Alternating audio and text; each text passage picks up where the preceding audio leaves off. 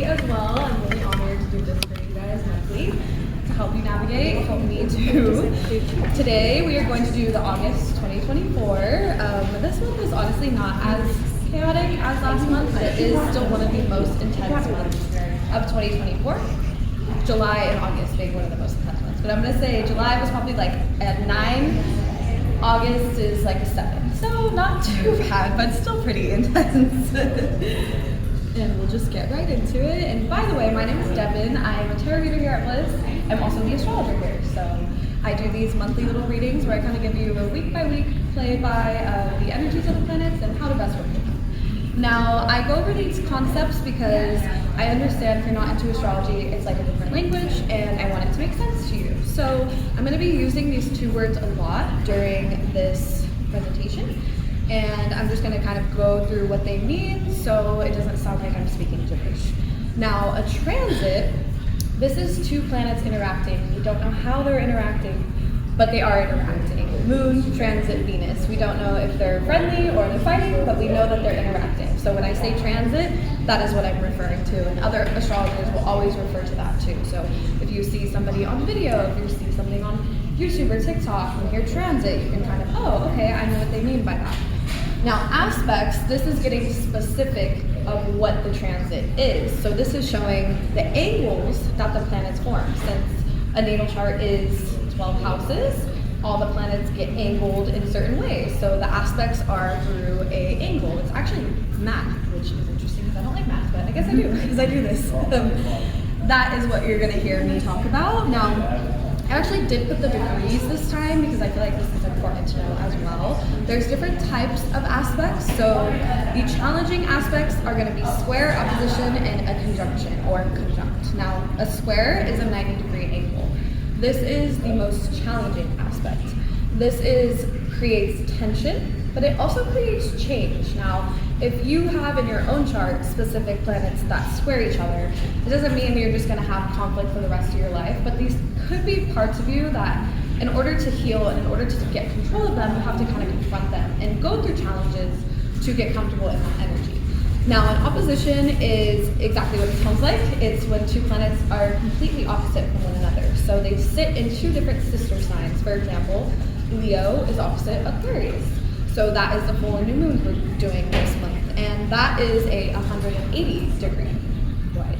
Now, a conjunction, I kind of feel like conjunction could go on either side depending on what sign and planets are on top of each other, because a conjunction is at a 0 degree. It's when two planets are on the same sign right on top of each other. So depending on if it's Venus conjunct Jupiter in Sagittarius, this is amplifying joyful, lucky energy. This is actually good. I would say the only thing to look out for is sometimes overindulging or being like too, ooh, everything will work out, and not being realistic, but that can easily be swayed with other aspects. A conjunction of Mars and Pluto, though, for example, this can be a bit more explosive. Mars on Saturn, this can create kind of that, you feel like you have your foot on the gas and the brakes at the same time, because Mars is go, go, go, and Saturn is no, let's slow down and plan. So that is a way that a conjunction can kind of show both ways. Now, the easy aspects, the friendly aspects, a sextile, that is a 60-degree angle. So a way that you can kind of remember what is what is, sextiles are, they're two different modalities, but they work good together. So fire and air, those work good together. Water and earth, those work good together. A trine, this is gonna be the same exact time. So air and air, fire and fire. And a sextile, it is an energy that it's easy to express these planets, but you kind of have to put some effort into them to get the rewards.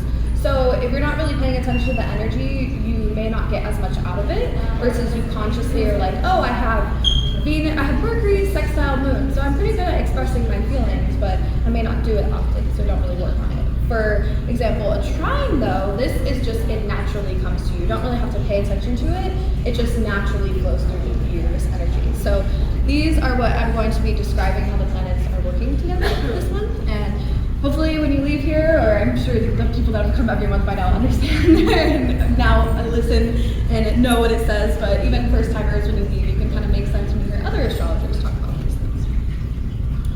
So I started week 2 because the first week was only 2 days long and there really is no intense aspects happening. On August 4th, we actually have Mercury entering Virgo. So I said exalted because this is actually the best sign for Mercury to be in. Mercury is ruled by Gemini and Virgo. Gemini, though, is the thinking, it's kind of scattered thinking. It's very open-minded and friendly, but it can kind of be all over the place. Whereas Virgo, Mercury being in Virgo, this is very detail-oriented thinking. This is very organized. You can really lock in onto what you need to do and get it done. So this is really good for the collective. You can find you're analyzing relationships and your finances because, again, Virgo is going to, they always are looking to fix something. They always want to make something better. They're always going to be analyzing something. So you can kind of get very critical in your interactions right now though. I will say that. You can find that, yes, we can be more talkative and feel more clear in what we're thinking, but we can also kind of get that a little bit know-it-all energy as a collective, where I know what's best for you versus, no, I know what's best for me. Like there can be this kind of one on each other right now, so just keep an eye out for that. The focus is going to turn into self-improvement in our mind. So right now, Mercury is in Leo. The focus is on our inner child and having fun and our creativity. Now, once it shifts into Virgo, we're taking all that creative energy and we're kind of humbling it into a package and, okay, how can I be better at what I do? And how can I be of service to others at what I do? So we're going to be thinking about ways we can improve ourselves right now. This is the thing, though, with Mercury being in Virgo, you can find you are looking for flaws like as a defense mechanism. So it's kind of as a way of wanting to be in control, looking ahead. You know I'm very detail oriented. I know how things work. So if I do this, this, and that, this won't happen. But it's more just like a fear. It's a fear of not being in control. So keeping an eye out for that, of being more, just looking for flaws when you don't need to be looking for flaws in certain things. Like what even is a flaw really? It's a personal preference. So I just feel like it's really important to ride the wave of the self-improvement and ride the wave of, if you are yourself naturally scatterbrained in a way, working with this energy to take care of the important stuff, the boring stuff, Virgo rules 6th house things, which is our day-to-day life. What do we do in our daily life? Clean the house, make food, take care of the pets, take care of our kids. Like, it's that stuff. So organizing that, because your mind's gonna be really focusing on it, instead of what can I be doing better that I'm not already doing? Like sometimes Virgo doesn't give themselves the kudos they deserve. So not falling into that rabbit hole, I should be doing more. Just, if you already have a nice system going, keep that system going, honoring that system. And I just feel like continuing to ride that wave of this routine that I'm following in my mind is making me feel mentally better. So I'm gonna keep doing it. Instead of, I should be doing more, because you can find Virgo goes back and forth with that energy, and that can be really draining in your mind. And that same day, actually, Mercury goes retrograde in Virgo. So when a planet goes retrograde, looking out at it, it's basically when you look at through a telescope, it looks like it's going backwards. It's obviously not doing that, but with the energy, it does make the energy go inward and get a little wonky. Mercury being communication, short distance travel, it's texting, it's emailing, it's all that talk. So that is all getting a bit wonky. And since it's in Virgo, this is even more intense. What's nice though, it's only a week-long transit. It's gonna retrograde back into Leo. So it's only a week of kind of really picking yourself apart, because we're turning all that critical energy and now it's turning inward. So you can find you're inwardly picking flaws within yourself, which you wouldn't normally do. This energy is actually very anxious. So I would recommend grounding during this time, because you can just find you're not satisfied resting during this time. Even though you need to be resting because it's retrograde, you're gonna try to fight that. So really honoring the fact that you need to ground and you need to rest, and you don't need to keep picking yourself apart, because you're gonna be trying to do that. The perfectionism can lead to anxiety during this time when it retrogrades, because again, all that critical energy, it's turning inward on you now. And because it's turning retrograde, and Virgo is so logical, when it's retrograde, it becomes more spiritual. So we can find we don't even have that grounding of the logic to make us feel like grounded. We can feel like we're kind of floating away to our criticism. So it's actually a pretty hard energy. I would really recommend doing a lot of self-care during this time and not really taking your thoughts to heart, because You yourselves are probably all very in tune with the collective as well. So you could be picking up on other people's criticism of themselves or critical energy, and you don't need to do that. I said you can sometimes be too detail-oriented with this placement too, because you can be looking for things that need to be fixed or done when they don't need to. It's kind of a way of avoiding your own inner work where you're looking outward of, okay, what can I work on? Instead of, okay, well, why are you so focused on other things when work on what, I don't even say work on yourself, it's more work on not beating yourself up for criticism with this Mercury retrograde in Virgo. Only for a week though, so that's nice. It's not that long of a transit, and it's not as dramatic as when it's going to move into Leo. So that's a thing that's nice too. Now we do have a new moon in Leo on August 4th. This day, it's funny because this month, it's pretty quiet, but then there will be like one day where it's like boom, boom, boom, boom. So you can find you may feel a bit pulled in different directions this month because you have all these aspects happening, and then for like a week, there's nothing happening. And then a day, there's a bunch of other aspects happening. Now, this is good energy, the new moon being in Leo. The moon does not mind being in Leo. And this is kind of a nice break from that Virgo nitpicking because you can really connect to your inner child this day. I would recommend some type of inner child workshop or something. You can look on YouTube or anything to do on this day because I don't usually ask questions with these, but I was kind of drawn to do that in a lot of these slides this time. I'm not sure why. But how can you get closer to your inner child and allow more joy in your life? It's a really simple question, but I feel like it's something that would make us as adults have to kind of think deep for a second. So really sitting in that and not just answering it in a basic way where you're like, oh, well, if I did this and did that. No, really sit with your soul and your inner child and what would bring you joy. That brought you joy when you were 6 years old, 12 years old, 14 years old, 18 years old. There's so many different parts of our childhood and being a child that we can connect to. Whatever age that you feel needs the most healing, I would connect to that part of yourself during this time. And this is also a time to believe in your vision. You know, Leo is bold. Leo is confident. Leo does not think, am I going to be successful? Leo knows they're going to be successful. So planting the seeds on this new moon and dreaming big, don't be little, because, you know, think about it. Mercury is still going to be retrograding in Virgo during this time. So our mental can kind of be against us during this time. That's too big to do. How are you going to do that? You really want to kind of fight that and step into this new moon and Leo energy and allow yourself to be bold.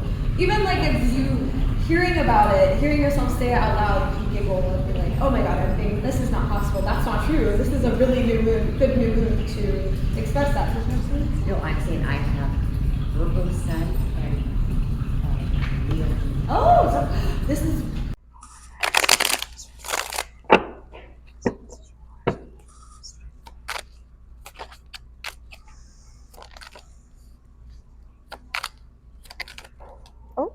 Oh, it didn't fall out. Oh my God, how funny.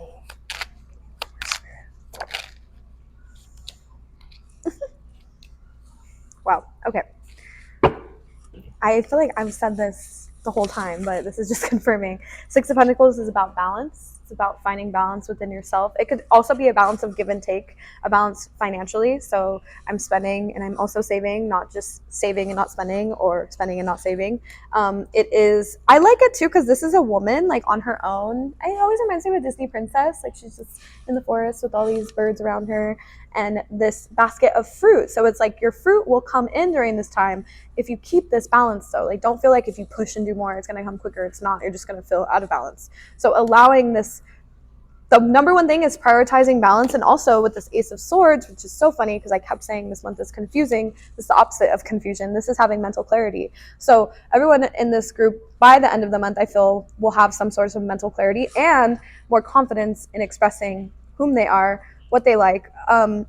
The butterflies around it stand out to me. So there's some type of, you may be able to speak on a transformation that you weren't comfortable speaking about, or speak on with these roses, something that is very close to either your heart or your root chakra. So speaking on something you experience in relationships or in your own home life and your own stability, and also cutting out any of the BS with this Ace of Swords. So again, that Pisces energy of confusion, I asked, what do all of our higher selves, like everyone including myself, everyone in this group's higher selves, like get together? They all want to say to us. So it feels like this is a month where you don't give into the confusion. You know, the Seven of Wands. Every time this card comes in, I always think of the song like "You Gotta Fight for Your Rights, Party." But it's just because Seven of Wands, it's about fighting for your right of something. It's sticking up for yourself. So again, having boundaries and discernment. This is discernment and clear thinking. This is boundaries. You look, there's all of these little wands being thrown at him, and he's defending himself with a shield. It's that shield. I think I said something about a shield earlier. Like citrine creates that shield for you of confidence. And I love how these are also kind of blue and orange, like the crystals that were picked. The Six of Cups too, this is the card of your inner child. It's a card of innocence. So protecting your inner child with these boundaries is important this month. Honoring, and you know, this little girl is giving this woman this it feels like a orb of energy of her inner power. So it's like passing the torch from our inner child to now our adult self, being able to express what our inner child couldn't in the past. You know, with this Five of Wands too, fives are all about change, but they're also conflict as well. Five of Wands is outside influence. It's a lot of conflict around you. You could find you're dealing with people, you know, Seven of Wands and Five of Wands are both kind of stubborn. I don't want to say mean, but kind of like pushy energy, kind of bitter. So with this Five of Wands, you can find people are trying to pull you into their own conflict. You don't have to involve yourself. You know, with this Ace of Swords, you can speak what you want. You can speak about what needs to be said, but you don't need to involve yourself in chaos. The way you can channel this Five of Wands energy, Five of Wands is also literally energy being ramped up. So like I said, being active, doing things that resonate with your heart and your inner child is a way to work with this Five of Wands energy.